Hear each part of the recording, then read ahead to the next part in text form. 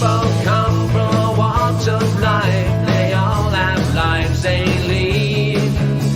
Any and all are welcome here to come and chat with me. Hello, everyone. Welcome to Small Talk. Today's guest is making his third appearance, 3 times. He's one of my favorites because when we were doing in-person interviews, he brought me chocolate. Wasn't that great? I love getting freebies. It's so much fun. The way I look at it, since I don't get cash for doing the show, freebies are like a payment. Anyway, I forgot to figure out how to introduce him.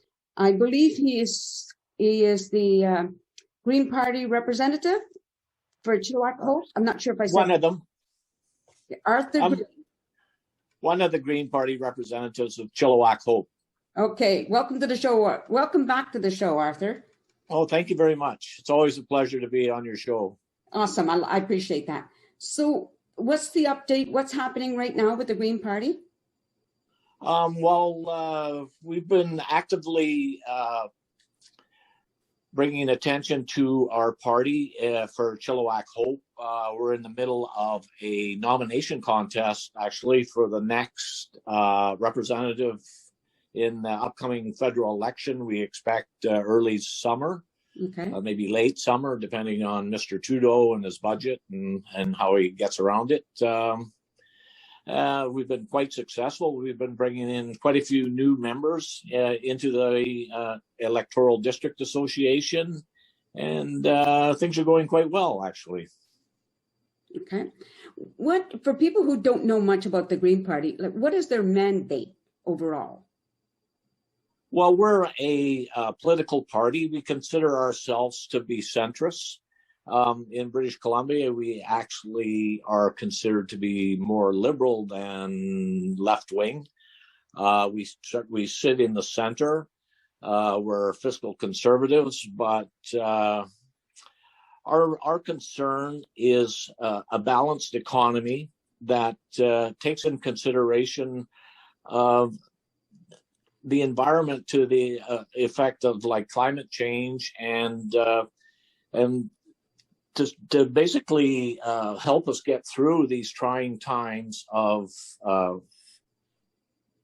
the world has gone to a place now where we consider that economics have to be the forefront. And we actually believe that if you take the economics out of our agenda and we put people and the environment first, that we can build actually a stronger economy and make hopefully a livable earth for the future. Right now we're heading in a very downward direction. Right. Okay, let's talk about the environment for a minute now. How involved does the Green Party get in, say, local recycling? Like, do you follow through and see what's happening? Well, the what do they call them? The Fraser Valley Regional District are the ones that are actually in charge of the recycling models that we have in place now. We think that's a great start. Obviously, there's a lot more that we can do. I think probably the best way to handle this situation is to not actually get into a situation where we're consuming so many non-recyclable materials, and common sense goes a long way as well, so that we do things that are good for the planet, that are good for the environment, and is good for the economy, rather than this spiral downward trend that's with the plastics and all these unrecyclable types of materials that we keep producing. We believe that we're starting to promote more into electric vehicles, electrifying our power grids, taking fossil fuels. I think we have to be at net zero by 2030 or 2050, and we have to cut our emissions by at least half by 2030. If we really want to have a crack at living in a healthy environment. One of the things that I don't quite get is, like, we're encouraged to use our recycled bags, but all of the stores have plastic bags.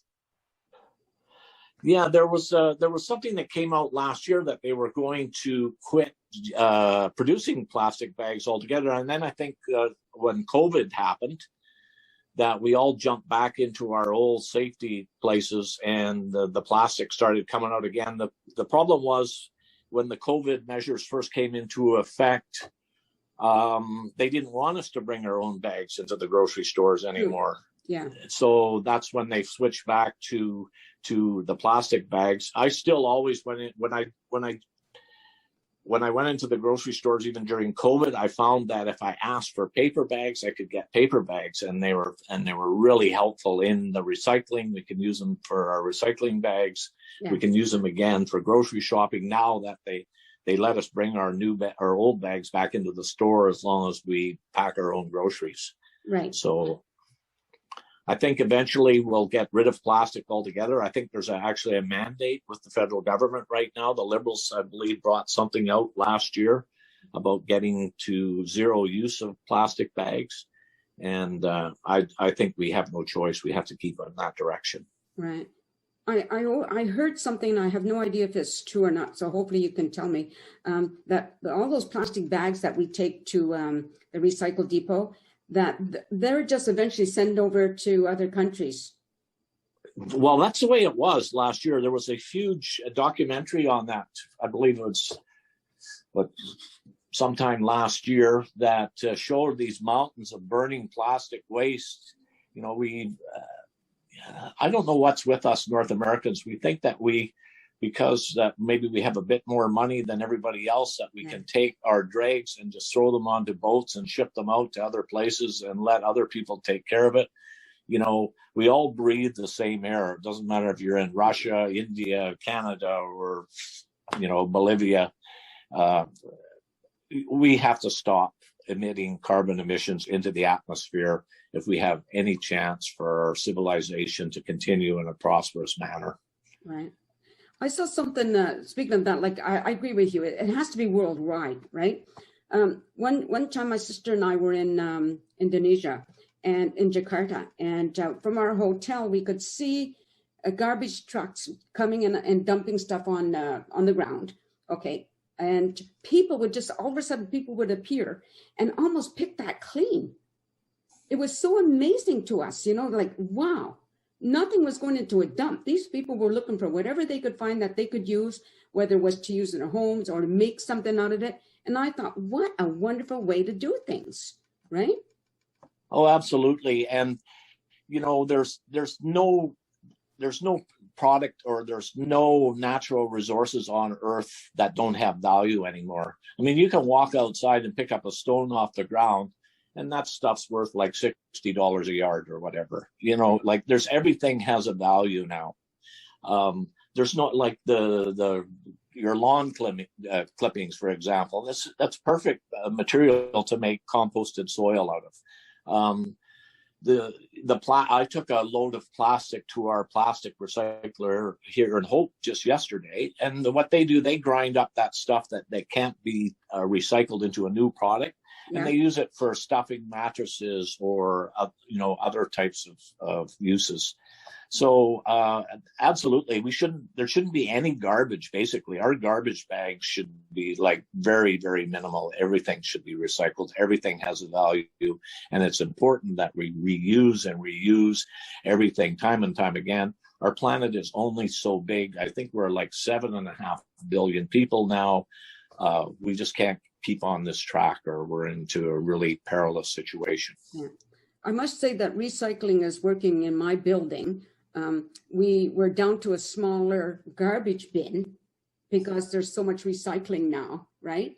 So that's working definitely here. But at the same time, in my condo, and this is not uncommon, we're not allowed to hang clothes out on our balcony. Oh, we could if they can't be seen from the street. And I'm thinking, wait a minute, are you telling us to use our dryer instead of hanging out our clothes?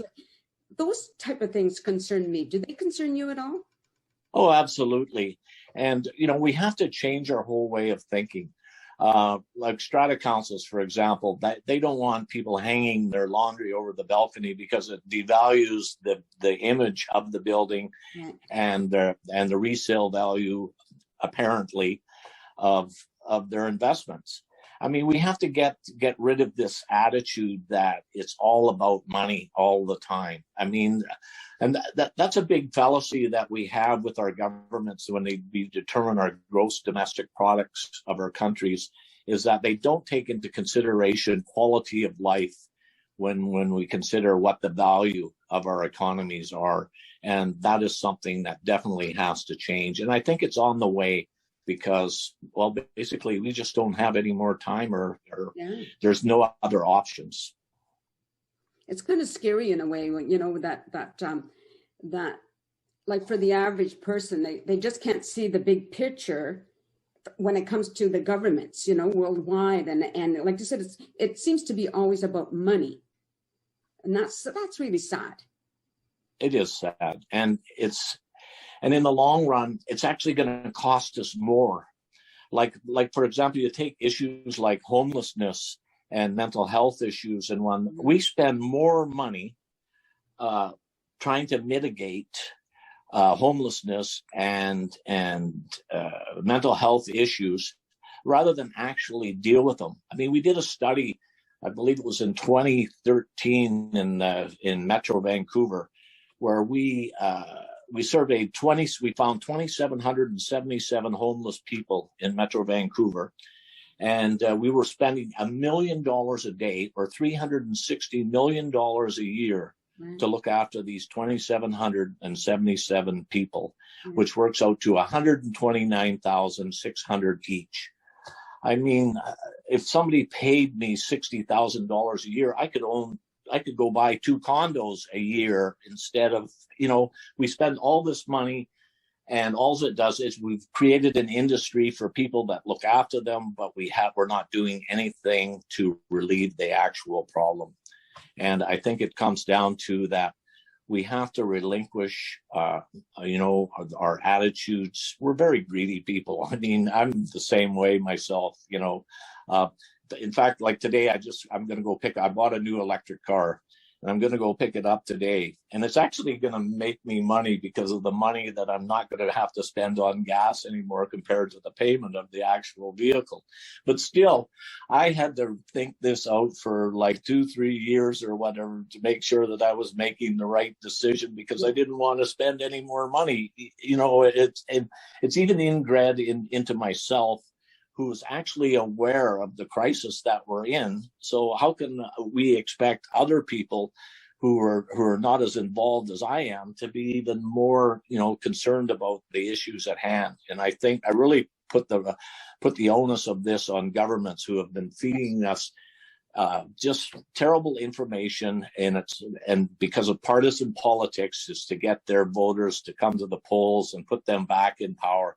That is more important to them than actually solving the issues and problems of the day.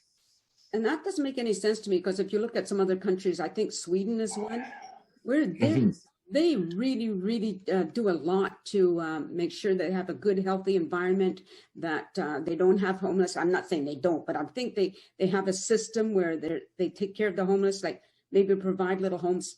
I can't remember what it was I read.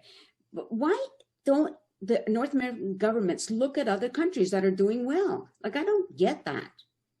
You know, and I don't get it either, but again, it's I put the whole onus on partisan politics. Yes. You know, I think maybe even more important than dealing with the climate crisis in this country or any country is electoral reform. We need a system of politics where every vote counts and every vote is represented in government, so that the whole country's views get put onto the table instead of the 30% right-wing conservative, or that 30% midstream liberal.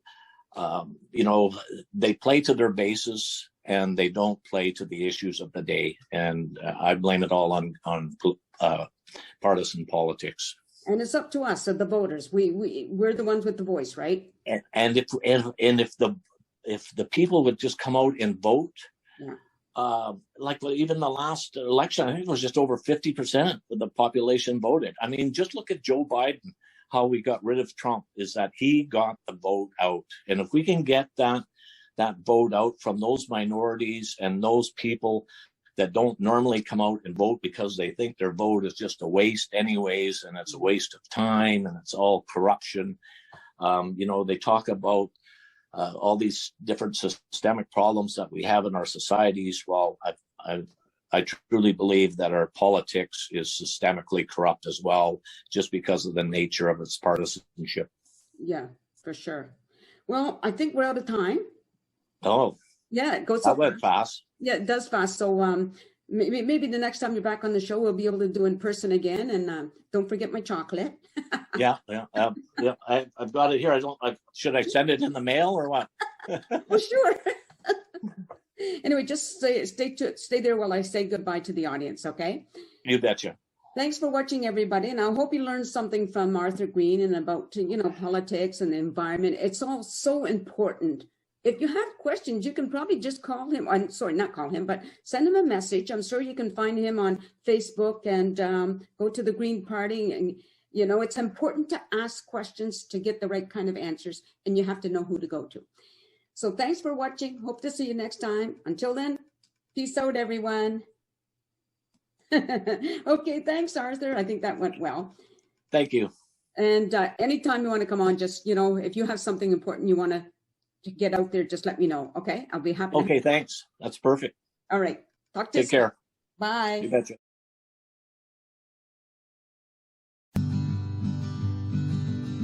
A sense of community, Chilliwack's a place to be. A sense of community where you're free. Rolling through the mountains, rolling through the valley, rolling through paradise with me. It's multicultural, you're sure to see it all. Chilliwack's the place to be, you'll see. Come party in the park, go dancing after dark. Chilliwack's the place to be, you'll see.